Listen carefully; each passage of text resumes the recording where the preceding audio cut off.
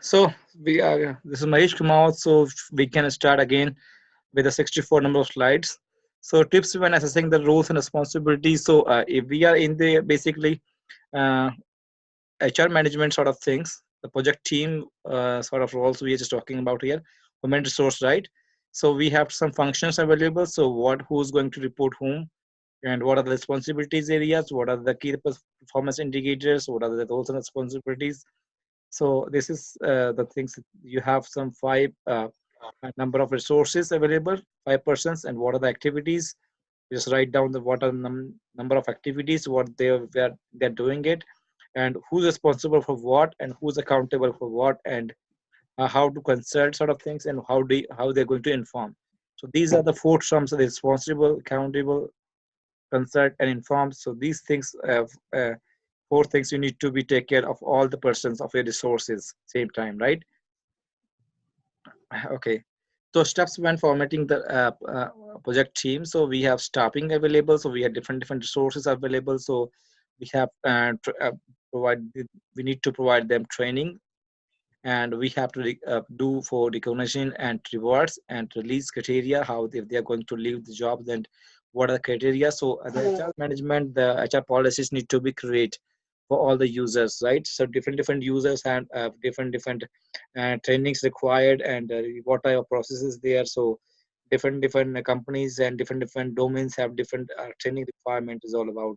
So your employees is looks like your family members, so that how they are feeling in your company and what they are doing it. So everything you do with your team, acquiring them, developing them, and managing them depends on good staffing management plan. So that is why all the companies are basically what requiring a good staff, so that they can work on any situations and circumstances there. So the first asset of the company is the human resource. Okay.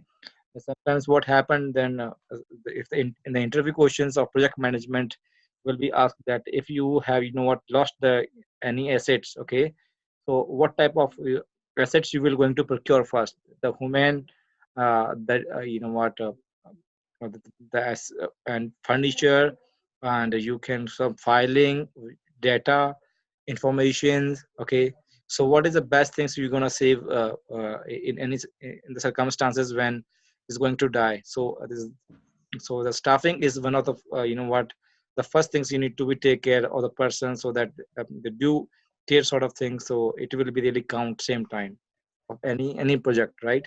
So the human resource is what one of the mandatory things, and it will be what the first priority of any different assets. Okay. This is really important for telling that the functional managers exactly who you will need on your team, and then they can provide the stuff that you need to get the job done. Okay. And you will need to make sure everyone to the team has the skills, and he or she needs to do the job. So what type of jobs required, what are the job skills they have, what are the trainings things required, and that is why the companies are what sending the job descriptions. So as per the job descriptions, the skills are matched, and after that they will going to apply for the job. So and once the HR what going to onboarding them, then they will provide some what different agreements and bonds things. Okay. And these are the part of a human resource management. So how effective your human resource management, that is very important for any company. If the people are happy, they will gonna provide you what high end valuable productivity in your company, right? So the project communications is another terms we're just talking about right now. So getting the words out. So knowledge areas is so what we can do in the planning process groups, we have creating a plan communications management, and in the executing phase we need to manage the communications, and the other thing is monitoring and common controlling process, we need to control the communications part. So these are the three things we need to be take care in the communications in the project management, right?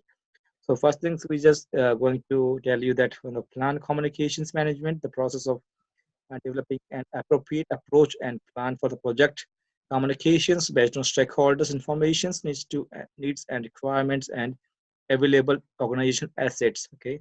So it is very important for any organizations to provide appropriate communications based on the stakeholders information need and requirements. Stakeholders require some information, then the project manager sending the right information at the right time. That is the what your project will be working more smoothly same time. And the informations and the communications gap is there, so your project will be delayed, and the more cost is involved same time, and the sources are what going to what leave or terminate the employee same time just because of the communications not effective. So it is really important for any business for the good communications sort of things, and the communications on time basically, we can say that.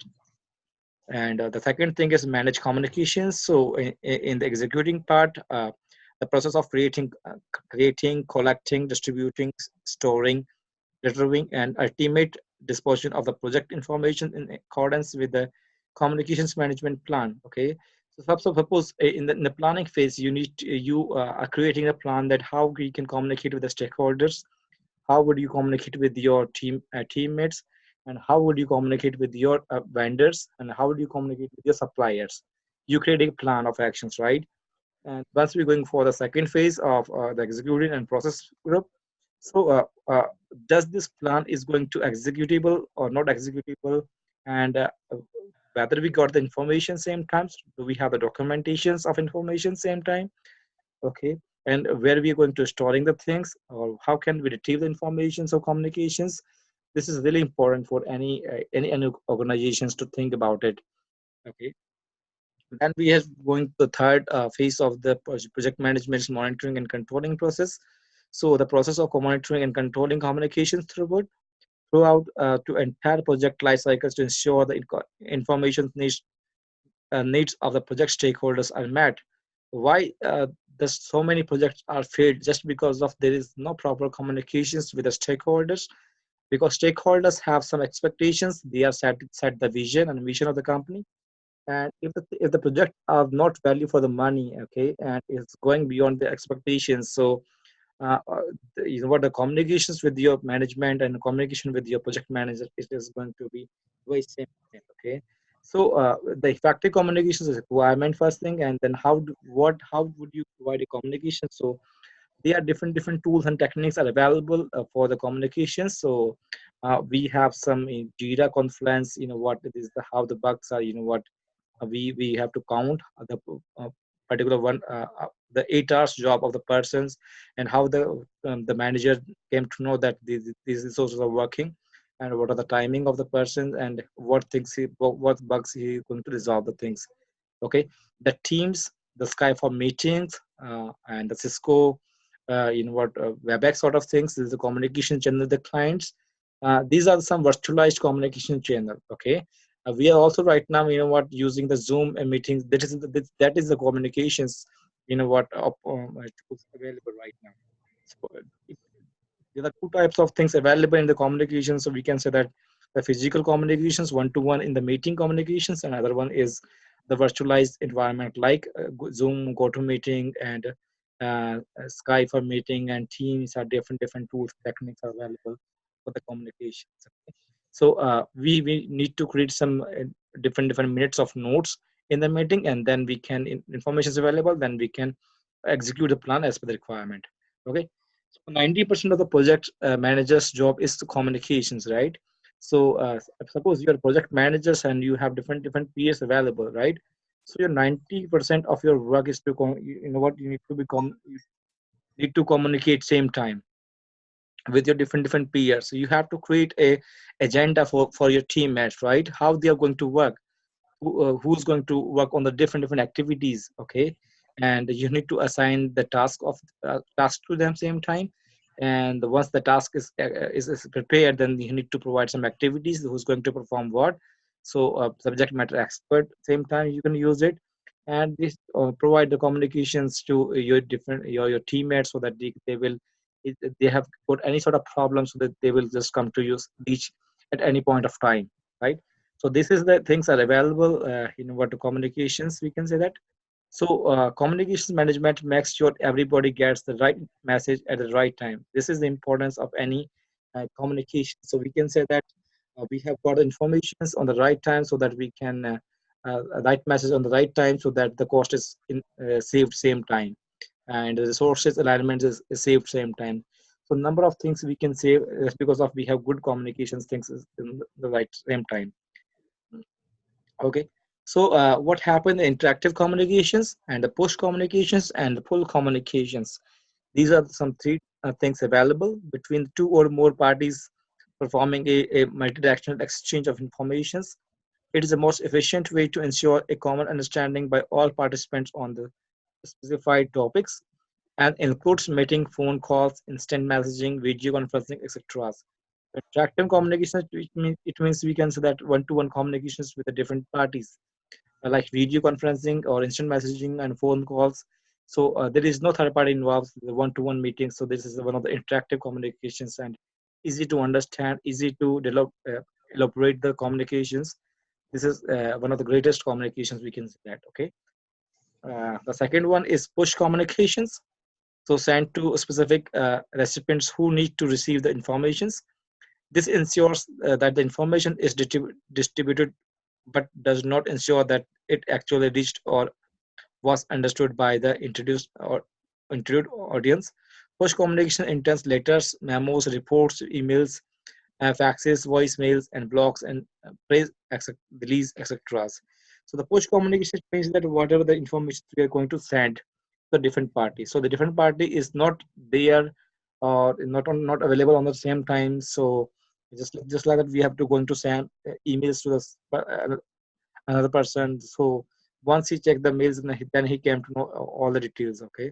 So it's sort of push communications. We have to going to push the information to different parties, and then the parties are available. They will check the information at the same time, and then they will provide a solutions of whatever the actions need to be taken care later on. And the pull communications is used for very large volumes of informations for or for very large audiences and requires the recipients to access the communications content to their own discretion. These methods include intact sites, e-learnings, lessons learned, databases, knowledge repositories, etc. So push the pull information is basically the large number of what PDF sites, knowledge base, YouTube. You just find out number of what knowledge base resources available in the market. So this is the pull information. So you can just pull it from anywhere. So ways of communicating out of the project status. So first of all, we have formal written communications, right? So anytime you are signing a legal document or preparing formal documentations for your project, that's a formal written communication is all about. Okay. The anytime you see anything that has to do with a contract, you should always be formal written communications. Okay. So different what we can say that the blueprints, specifications, and all other projects documented are examples of formal written communications. Okay.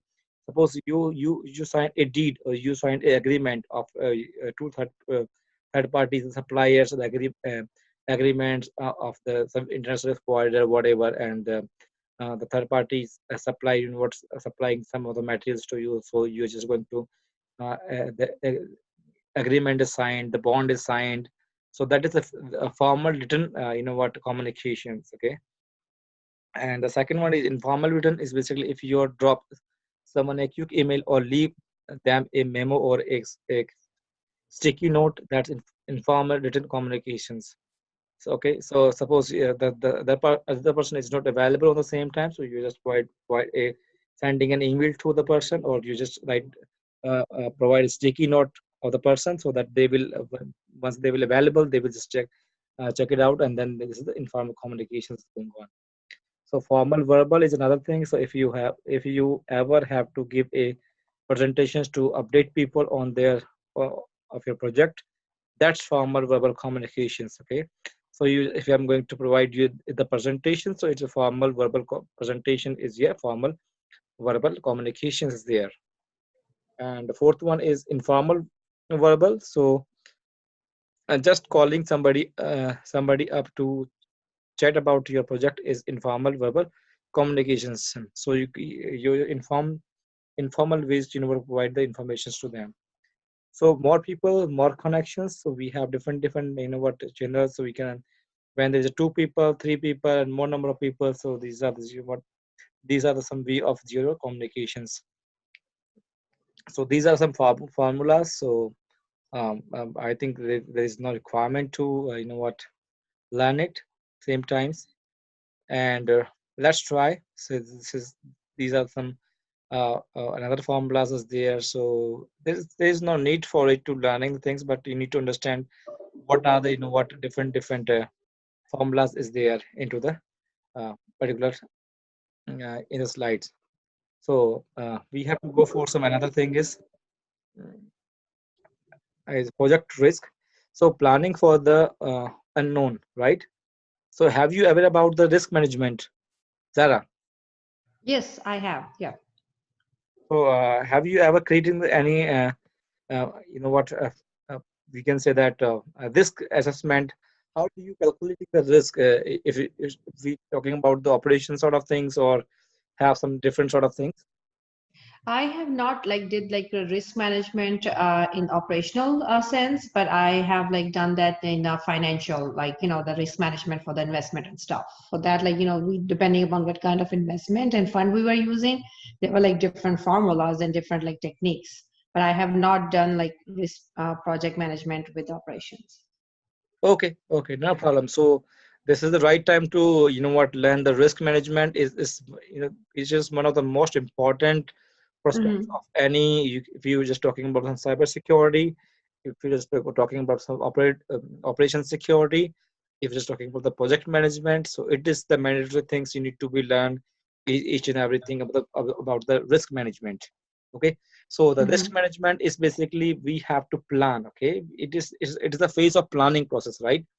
Planning process group. So what the plan? The first thing is there. It is plan risk management. Okay, so first of all, you need to plan the risk management. What are the different plans? What type of plans you're going to create it? So we will just studies there. Identify the risk. We have different things. Identify the risk source of the risk. Different sort of things, right? So Mm-hmm. it should depend on the what type of business you are doing it, what type of domain it is. Manufacturing have different risks there. Healthcare has the different risks there. Manufacturing have their different type of risks there. Okay. Then the third thing, perform quality risk analysis. Okay. So if you're just talking about the risk management, right? So there are two type of risks there always be the quality sort of risk and there's a quantity sort of risk. Okay.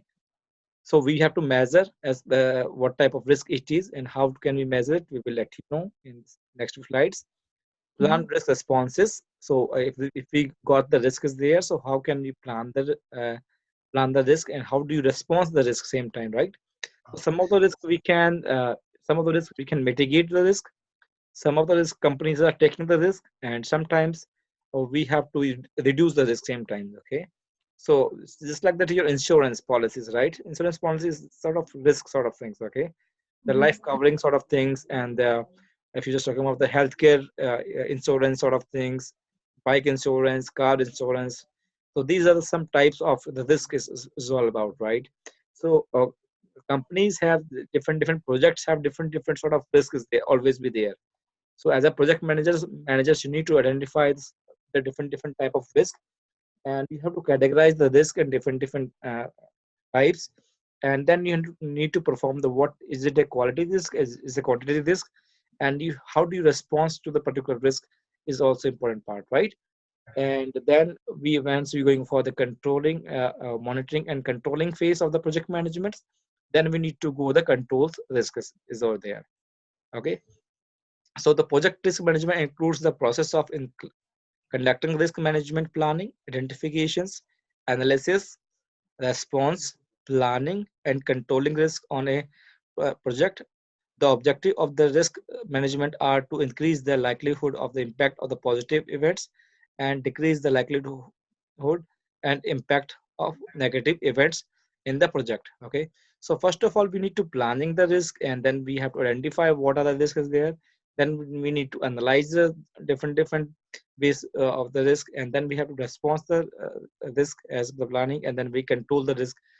So these are the some what important functions of a risk management is there. Okay, so steps when managing the project risk. Okay, So the first thing is plan risk management. Okay, so how can we do that? The process of defining how to conduct risk management activities for a project. So suppose you are in the healthcare product, or you are in the project of automobiles. So automobiles have the different risk. If the market demand is not there, okay, and then you have to create a number of different cars is there. So how do you sell particular cars to the consumers? Because the consumers, they don't have the demand in the market. Okay, so we have to plan the risk management. Okay, this is the one risk is there. Suppose your transportation is very. Don't you think that before even planning the risk, we have to identify the risk? If we Yes, don't even know what the risks are, how we can plan about them? yeah, different things is there. Yes, identify the risk, different risks is there. And then once you But it identify says the like, risk. in this particular one, like, identifying the risk is as the second step. Don't you think that should be the first one? Yes, it would be, but the matter of fact that the process of defining how to conduct risk management activities, we have to define the activities. That's it. So if we identify the risk, then we have to identify, we have to conduct the risk activities same time. So the same thing is there. First, it's a sort of documentation. That is the only one thing is there in the first Hmm. part. But as we talking about the verbal sort of things in the practical environment, the identify risk is first thing is there. Okay. Okay, because what happened, we are in the project management and is a planning phase, right? So everything should be a documented thing. Okay, suppose whatever But the we think. that's what exactly my question is. Like, when we are planning, so of course, like before even we start how to plan the risk management, we have to identify the risk. That should be the part of the like in the planning process of project management. Yes, in the practical environment, definitely we have to identify the risk first thing, and Yeah. then once we identify it, then we have to write it down into the Yeah. planning phase. Okay, Mhm. uh, so we have to go for the third one is perform quality risk analysis, the process of prioritizing this for further analysis or action by assessing and combining their portability of the occurrence and impact. So we have to how can we prioritize the risk analysis? We need to go for going for it and combining their profitability of occurs and the impact.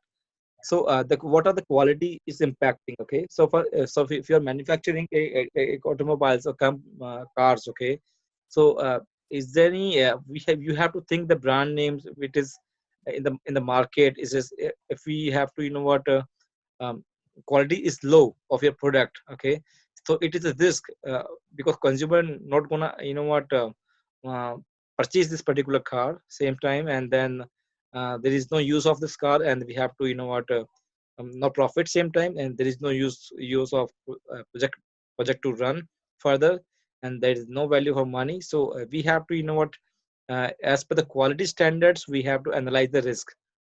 And the second fourth point is basically perform quantitative risk analysis, the process of numerically analyze the effect of identified risk on overall project objectives.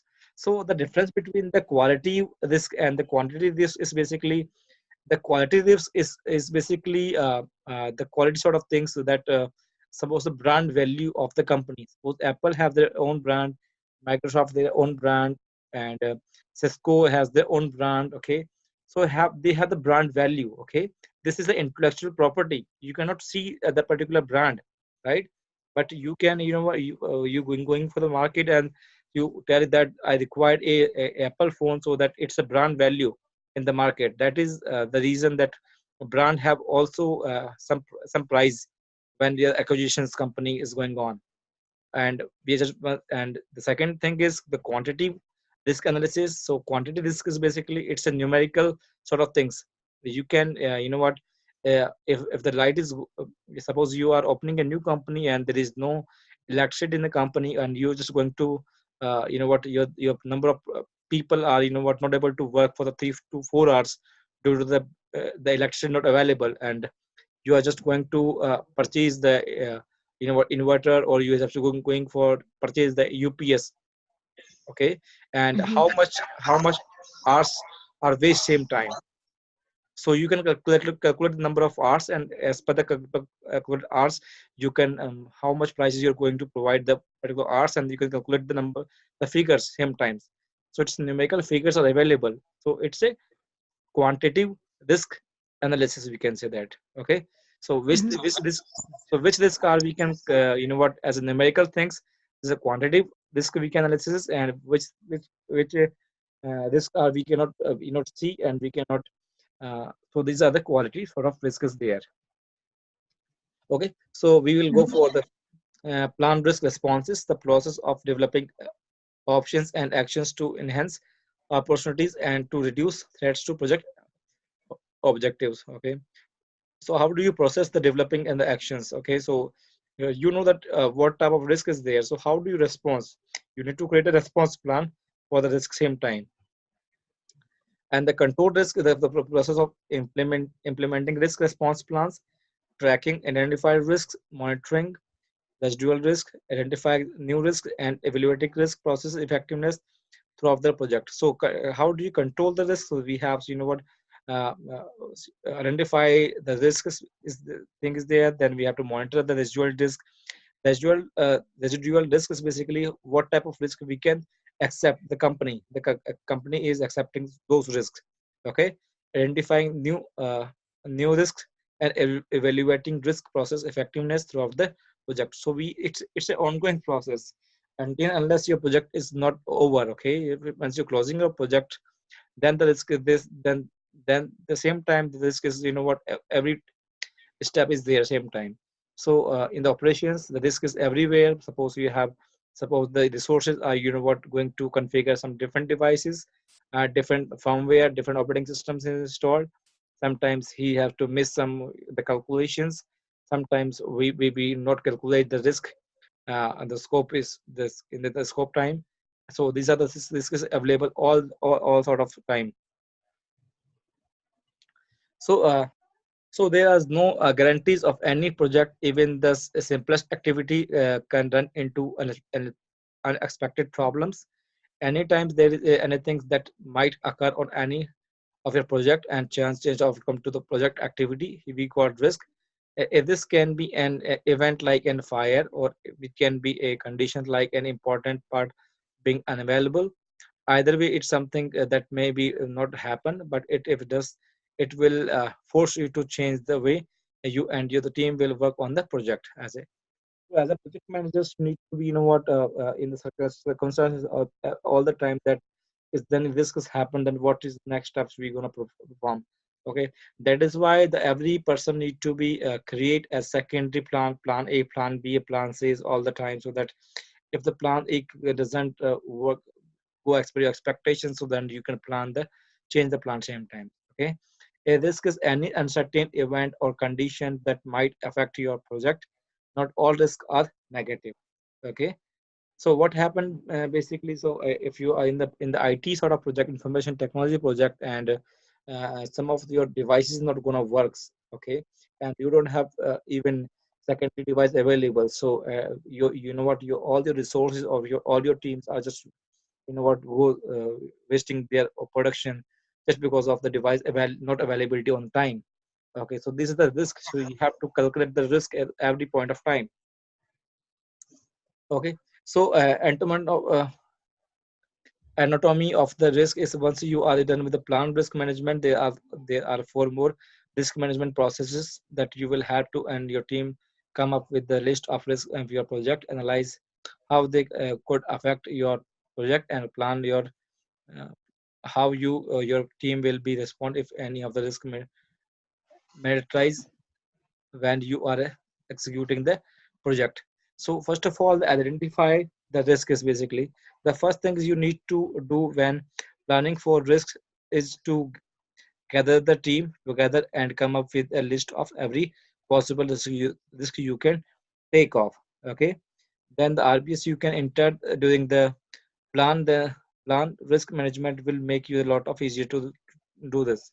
Okay, so first of all, whatever the activities you just gonna perform, yeah, okay, so you have some teams available, so go to the team and then just ask them if we are going to do these things, and then what are the different risks available. Okay, and if the risks are available, and how can we respond it, what are the mitigation things we can doing it, okay, and what are the what proactive actions we can gonna do it. So this is what the brainstorming sessions, the one-to-one meeting, or different sort of things. So you can just got a lots of idea about the risk, okay, and then you can just create then you can create a plan of action that yes, how can what once you identify the risk, then you can go for what are the risk are quality, what are the quantitative risk is there, and how can I respond on the all sort of risk is there. So these sort of strategies you can gonna create for the risk management things. Okay, perform qualitative risk analysis. Suppose this is the quality risk is the analysis. So once you have got a list of your risk, you will need to get a good idea of the probability and impact of the each risk. Remember the portability and the impact guidelines of the risk management plan. This there will be them to assign a portability and impact to the each risk is there. Okay, so you can perform what a quality risk and a quantity risk is there, and what things need to be done at the same times. So all four of the three risk management process are in the planning process groups. You need to plan for your project risk before you start executing the project. So before you going to executing the project, first of all, identify the risk, and then you plan how to deal with the risk, and what are the quality sort of risks, what are the quantity risks. Then you need to create a plan risk response. How do you planning? How do you respond to the risk? Is basically you need to make a better decisions with the more precise information. That's what the process is about, assigning in numerical values of the probability and impact of the each risk is there. Okay, how you deal with the risk is another storage there. So first of all, you can avoid the risk basically, right?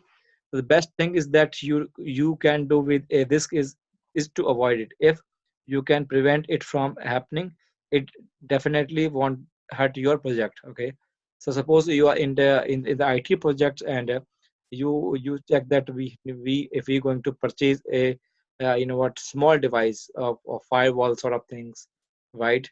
So they are the more chances of getting hacked of your systems.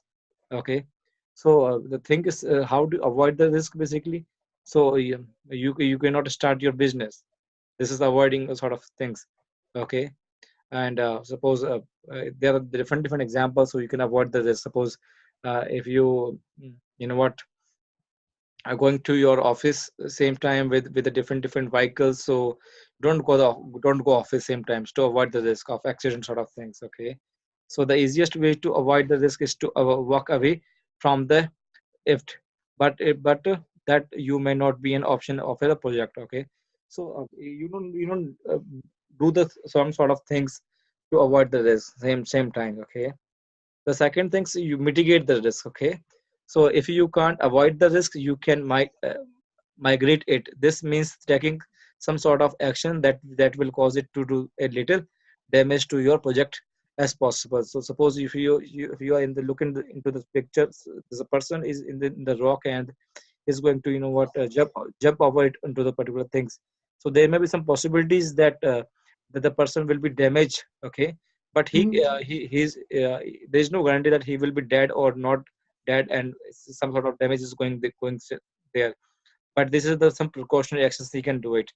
Okay, so what type of what risk you can take of to mitigate the risk, how? Okay, and the third thing is basically you can transfer the risk, right? One effective way to deal with the risk is to pay someone else to accept it for you. The most common way to do this by insurance, right?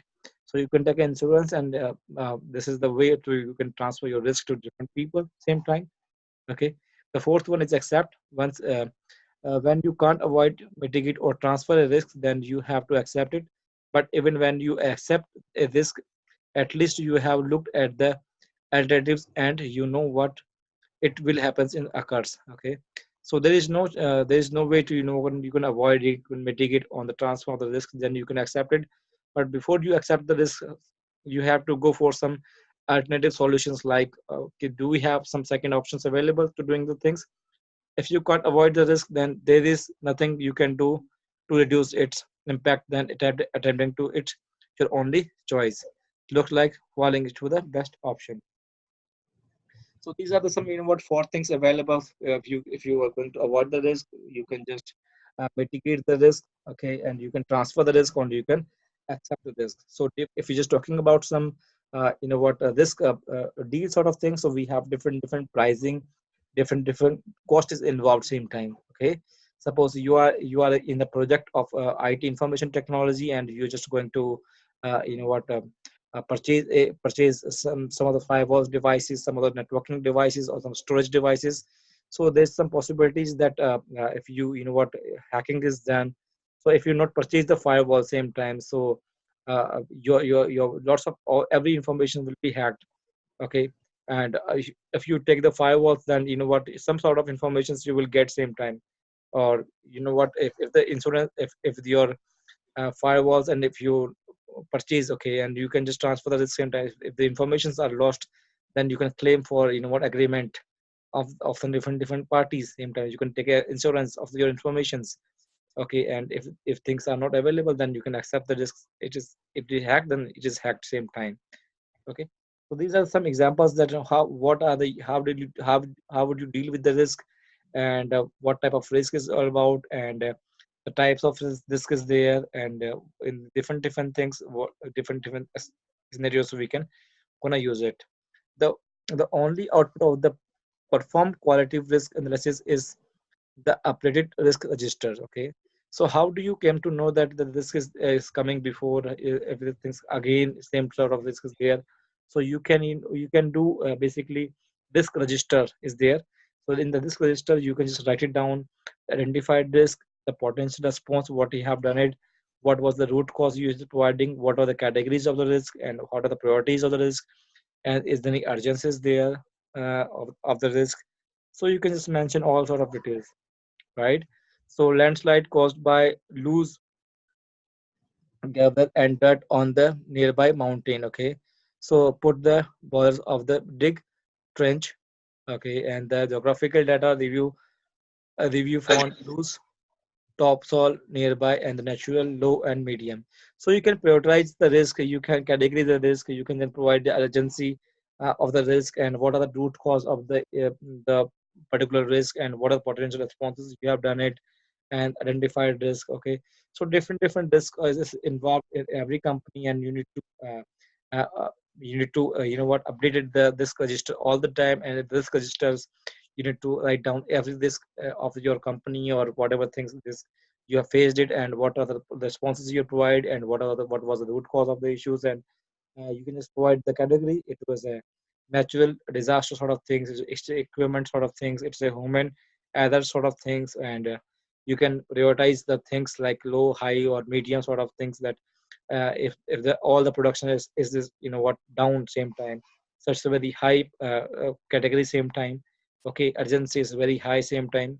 If the network services, the database services are not available of the company. Okay, so this is the risk. So if the risk has happened, then the response is very you need to create an instant response plan same time. Okay, the root cause, what we can say that there is no electricity, there is a earthquake is there, so different things available same time. So as per the what you think that that is the high urgency, as per agreement, as shows that you can just define all sort of things as the company uh, prospects.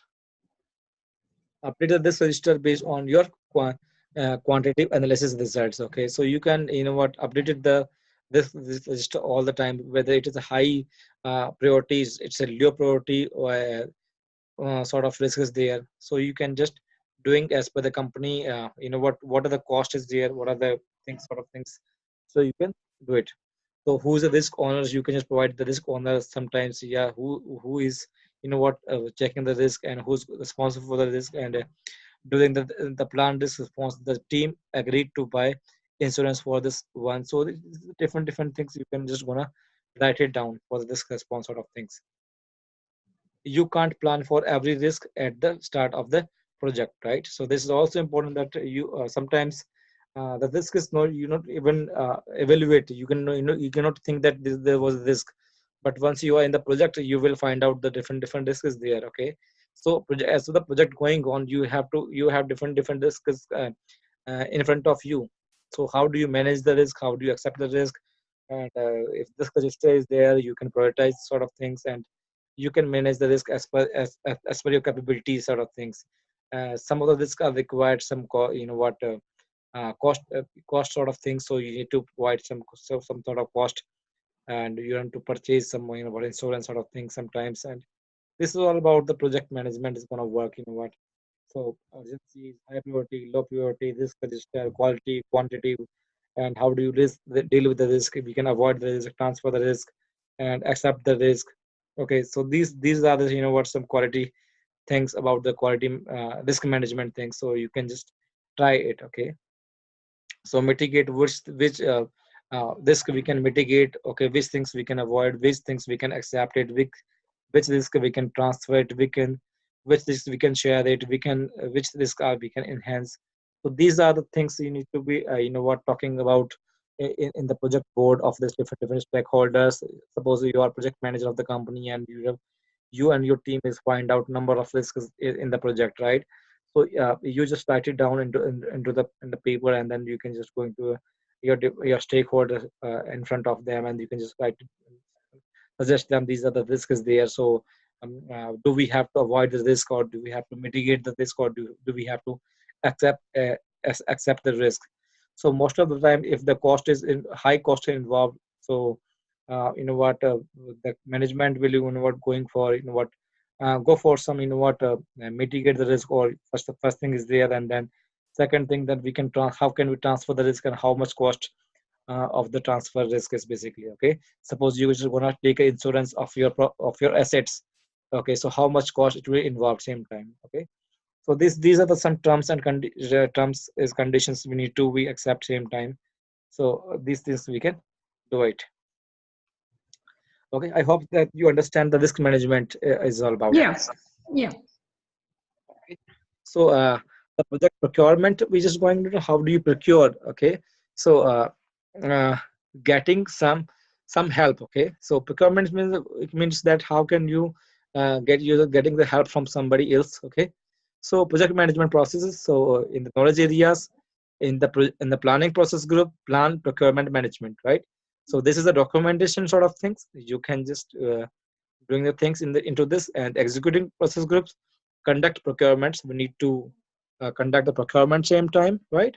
And then the management monitoring and controlling progress process groups control procurements. Okay, and then in the closing process groups close procurements. So first thing is what is the plan procurement management? The purpose of documenting project management project procurement decisions, specify the approach, and identifying potential sellers. Okay, so procurement, we can say that what type of services we require. Suppose you are in the project, and you require you opening a new branch of your company, and you are project manager of the company, and you require internet service provider. Okay, who's just going to provide you internet services. So first of all, what you're going to do it, first of all, you need to be take a decisions that what type which are the different types of internet service providers in the particular area. Okay, and once you find out that these are the 5 or 6 vendors available in this particular area. Okay, and then you need to approach that what are the what potential of the sellers. Is there brand names? What are the services of them? Is there any references checks you have done it or not done it? And what are the services they are provided? What are the escalation metrics of the particular vendors?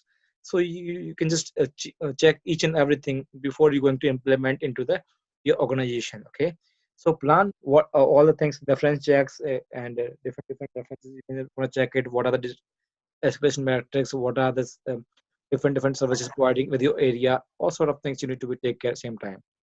Then the second point, conduct procurement. Then you finalize the 3 to 4 quotations and everything, right? Then we have to conduct procurements. The process of obtaining sellers' responses, selecting sellers, and awarding a contract. Okay. So once you shortlisted the supplier same time, right? So then you have to comparing the what quotations with the different sellers same times, and one of them the sellers you is going to mm, accept, okay, for the contract sort of things. So contract conditions, You just check it out, terms and conditions of the suppliers, and the timing of the suppliers, the escalation metrics, what are the higher management, lower management sort of things you need to understand. What are the technical aspects? What are the controls of the suppliers? You just check it out each and everything, so that there may be no issues in the future. Suppose you just gonna purchase any laptops and MacBooks in your company for the users. So first of all, you need to understand the guarantee and the service and support, and is there any annual maintenance charges they will gonna provide to you same time, and on-site support or off-site sort of support. So each and every phase you need to be check it out before we going for what providing contract with the vendor. Then control procurements, the process of managing procurement relationships, monitoring contract performance, and making changes and corrections as appropriate. So then after that, after once you just the things are available on your site, so the service provider providing you internet services, and the things are going in your company, then how do you build relationships with your third party vendors, okay, and how do you monitoring them, okay, how do you monitoring their performance, and is there any changes requirement, then who's uh, going to change at the same times. So it's it's a really headache for you same time that the vendors not gonna provide you the support sometimes, and there are number of things will be happen, the coordinations and the collaborations and some of the communications, different communications, sometimes miscommunications, and everything is going on with the project here once you in the practical environment. So you should be ready that how what type of planning I'm going to do it, and how do I work with the different members, because they the once you're going to procurement sort of things. So once the seller is selling all sort of products, and then they will require what money same time, then they will just skip away. So you have to take a relationship between them all the time, that how do I monitoring them, how do I contact them, what are the persons available same time for the support. So everything, what collaborations, coordinations with the clients, vendors, sometimes the third party risk is there, because they will take your informations away from your of your project. So you should be ready, cyber security expert person sort of things, then what type of things is available, not available, what are the identity, what type of permissions you is going to provide them, what type of what identity access management sort of things you can provide to them. So these are the some terms things you can do it. And close procurements, the process of completing each project procurements. Once we have purchased it and warranties, everything is there from the company, so then you can close the things. Sometimes you need to hire an outside company to do some of your project work. That's called procurement, and the outside company is called the seller, right? So procurement basically always we are going for, most of the time is what procurement is done for the outside of your company. Okay, you require some laptops, require some network devices, require some systems, server, database servers. So you require to do procurement from a different companies, right? Suppose the automobile BMW and different companies, automobiles companies, they are not basically creating the systems. So we have to connect with the Dell, we have to connect with the HP, we have to connect with Lenovo, IBM ThinkPad sort of thing. So these are the what procurement we need to do it same time. And the outside company is called as sailor. Wait a minute, I'm not a law not a lawyer. Why should I have to know a bunch of details about contracting? Okay. So we should need you need to go for what contracting with each and every person same times. Okay. You need to be involved because it's your project and you are responsible for it. Okay. So the thing is important sometimes that you are not lawyer, and why we going for the agreement sort of thing. So basically you're doing a project, so sometimes you think that your name is there on the contract, so just because of you are responsible for each and every project things. Okay, so don't afraid about it, no problem with this, because the agreement is with your client and your company, right? And you're managing the things, that's why your name is there. So procurement is an intensive process. So plan what to contract. Okay. So first things before we going for anything. So what is going to be contract? Okay. Second thing, what plan how to contract. Okay, how we contract the things. Then third thing is contract sellers, sellers requirements. Okay. Then sellers bid for a contract. Then select best seller. Then sign contract with the seller and monitor adherence to the agreed contract and close the contract. These are some steps is there for what process of the procurement sort of things. So make or buy different. We need to buy it sometimes. We need to purchase sometimes. These things are, once you're working in a project, then you will came to know that what things we need to buy and how can we buy and what are the vendors, how can we what the vendors quotations requirement, comparing the things and reference checks is there, and who are the best suppliers, what how much cost difference is there. There are a number of things you will just going for it. And then what how once we procure the things and what was the cost of the previous 6 months when we have purchased.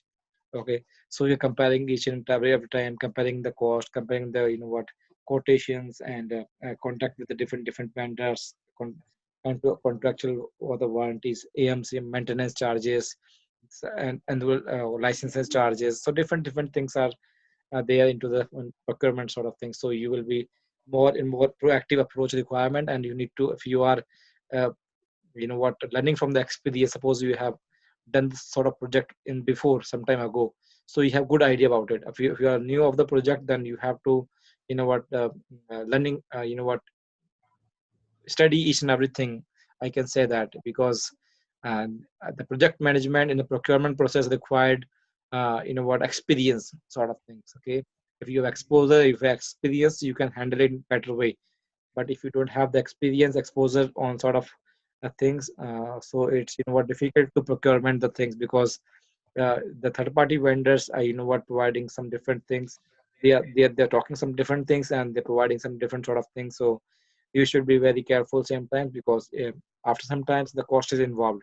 Okay, so things that happen, the planning process groups and source source selection criteria, project management plan, contract management plan.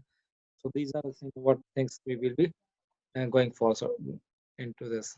Okay, steps in managing project management procurement. So different stages, close procurements, we can close the maintaining monitoring and controlling process groups and contract management plans. So these are the things is coming to the picture same times. Okay, so we can say that the procurement of any different services, we can say that you should be very proactive approach, and first of all planning the things, and then if you are well exposed person, well experienced person for procurement, and you know each and everything about about the procurement, then you can do it in better way. And if you're not what master of the procurement, then what required a different skills person requirement, so that collaboration and with a different person and contract the same thing sometimes. And is there any issues happened after you procuring the things, then the coordinations and everything is required same time. Okay,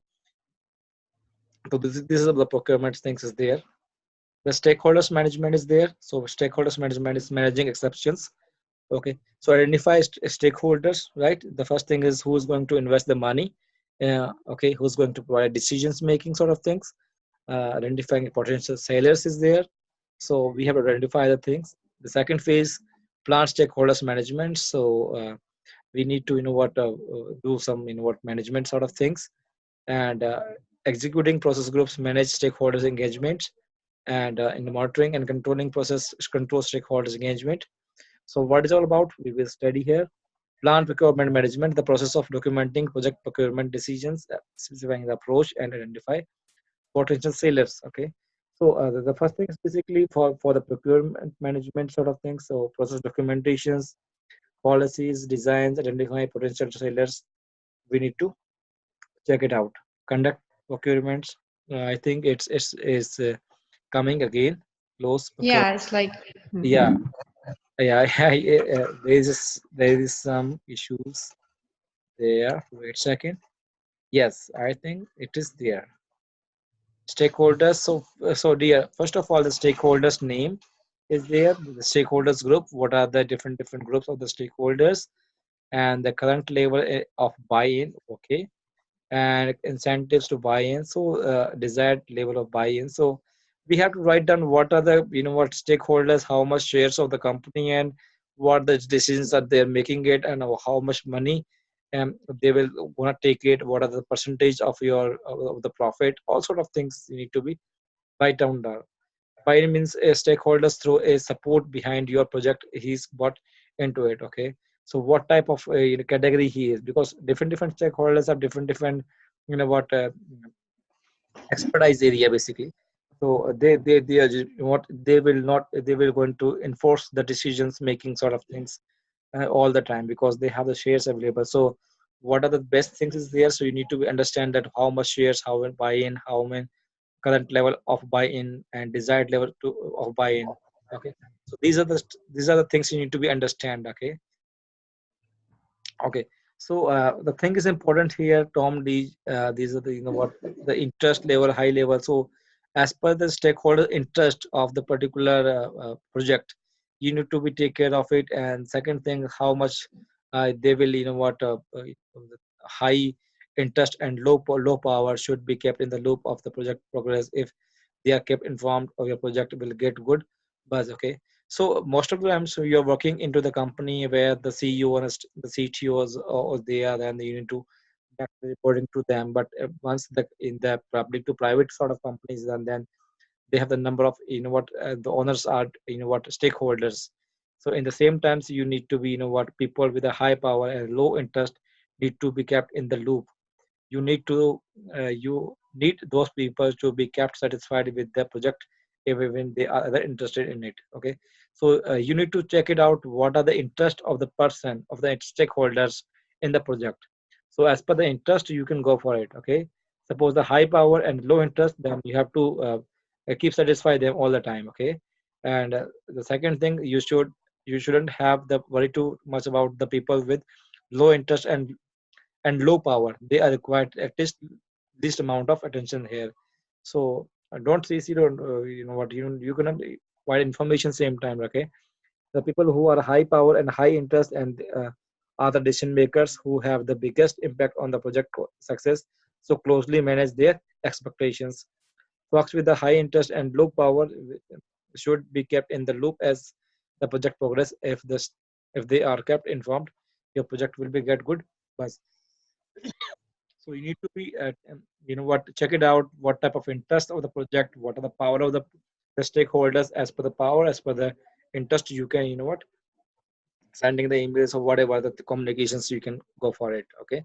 So what is best for your project, you can decide as per the as per the stakeholders things, okay. So knowing of the PM processes now, is there anything you would have to differently, definitely, why? Now your idea about it, basically we have covered all sort of processes there. How do you work with people not familiar with the project management practices, okay. So these are the what things we have already discussed about the processes is about. So is there any questions, is there any things you would like to ask? Not at this moment, no. Okay, okay, then good. So we are here with this particular slide. So do one thing, Zara, you just what, understand, read and everything Mm-hmm. of the particular slide. And on Thursday we just going to start new slide, or new some new incredible things, okay. Mm-hmm. And Okay. all those things which we study till now, or the processes of 47 processes, knowledge areas, all things will be there into this particular next slide which we are going. So we are going some advanced sort of things, because it's very simple language and simple things is there on the process Mm-hmm. part. But as we are going further, we have some advanced things, so be ready for it, understand all Okay. things again. And yes, to Yep. practice, Sure. Mm-hmm. okay. Okay, then we will then talk again Thursday. Yeah, Thursday. Okay, sounds good. And so moving forward, we are going to keep the Tuesday and Thursdays, or we are going to change into Mondays and Thursdays. I just wanted to make sure like both days work for me. uh, I will update you. I will update you. Basically, I suggest to them then the Monday is good, but yeah, Monday and Thursday, that would be right. So Okay. I will just keep updated to them, and Okay. we'll continue next time. Okay. Okay, sure. Take care. Thank you. Oh, okay. Thank you for your time. Thank you. Bye. Okay. Bye.